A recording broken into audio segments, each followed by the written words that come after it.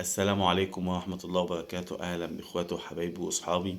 النهاردة كان ماتش مهم جدا بين الزمالك والاتحاد السكندري. أول ربع ساعة نتكلم عن ماتش عام، يعني اللي الزمالك قدر ياخد 3 نقاط وتصدر الدوري. ما شاء الله لعيبة رجالة بصراحة يعني. همهم على الأول على طول، مش عايز ينزل، مش عايز يخسر نقاط. النهاردة قدوا مباراة جيدة جدا بصراحة في وجهة نظري أنا، يعني أنا كأهلاوي. انا اهلاوي مش زملكاوي، لكن فعلا اللعبه تستحق المكسب النهارده. الزمالك فضل نازل ضاغط من اول الماتش. فضل ضاغط من اول الماتش، في اول 10 دقايق جاب هدف جميل جدا لناصر منسي بصراحه. عرضيه مين فتوح لناصر منسي. بعد كده ناصر منسي وجه الكرة جاب جول. بعدها جت فرصة خطيرة للاتحاد السكندري. قفشه لعبها جت في العارضة، ما شاء الله يعني مش محظوظ جدا. وبعدها بربع ساعة الاتحاد اتطرد منه واحد. ده تدخل عنيف فعلا ان هي تستحق الطرد. بعدها كمان ما شاء الله الزمالك قال لك اشمعنى انت اتطرد منك واحد. انا بقى محمد شحاتة قام داخل برضه في لعبة غشيمة، فاتطرد هو كمان. الشوط الاولاني بس معبر ان الزمالك ضاغط وجاب هدف واتنين طرد في الماتش في اول شوط.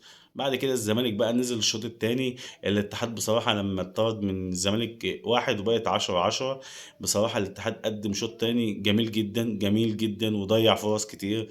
وعبد الرحمن عبد الرحمن مجدي ده طلع شاط 3 4 كور، يعني ما شاء الله على هاني سليمان شال كتير قوي من الاتحاد. فيعني هارد لك للاتحاد، والف الف مبروك لنادي الزمالك. قدم ماتش النهارده جيد جدا. شوكو بنزا أنا مش عارف هو نازل يعمل ايه. انا بيتهيألي يعني زيادة عدد، بس ما بيعملش حاجة. ما قدمش حاجة يعني في الماتش النهاردة.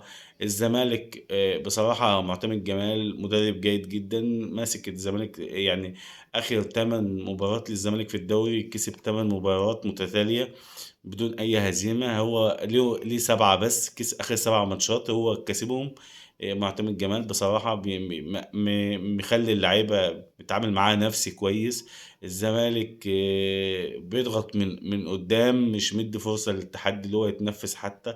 عشان كده في أول 10 دقايق الزمالك جاب جون وقدر يعمل اللي هو عايزه، وخد ال3 نقاط عشان يتصدر في الدوري 43 نقطة، وبيراميدز التاني ب40 نقطة، ويليه التالت الأهلي ب40 نقطة. طبعا الأهلي التالت عشان فرق الأهداف ما بين بيراميدز والأهلي. طبعا الزمالك فرق 3 نقاط وكمان فرق الأهداف.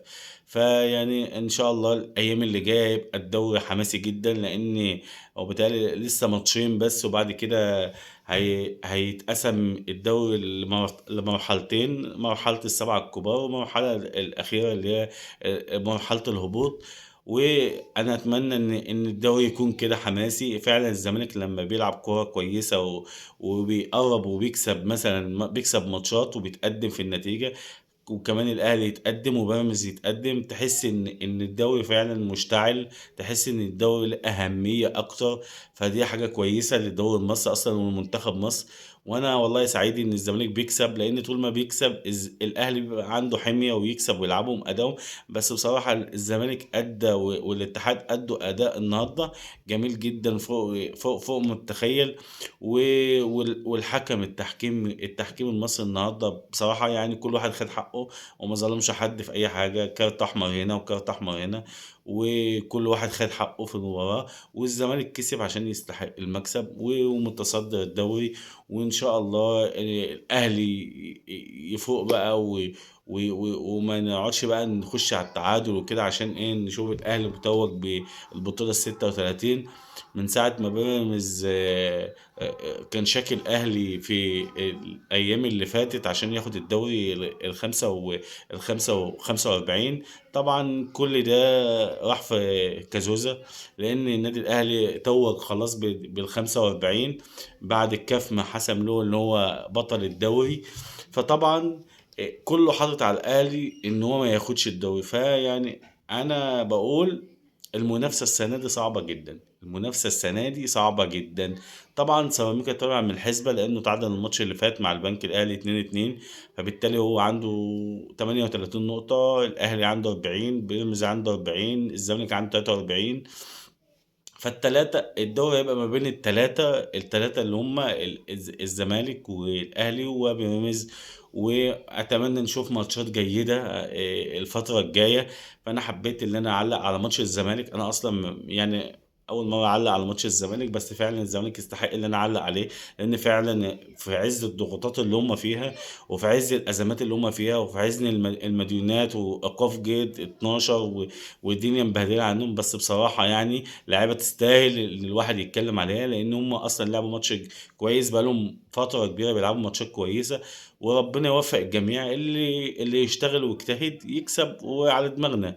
لو الزمالك خد الدوري نقول له ألف مبروك، لو الأهلي خد الدوري نقول له ألف مبروك. بس أهم حاجة إن شاء الله الدوري أهلاوي يعني، بس الكل مجتهد نصيب.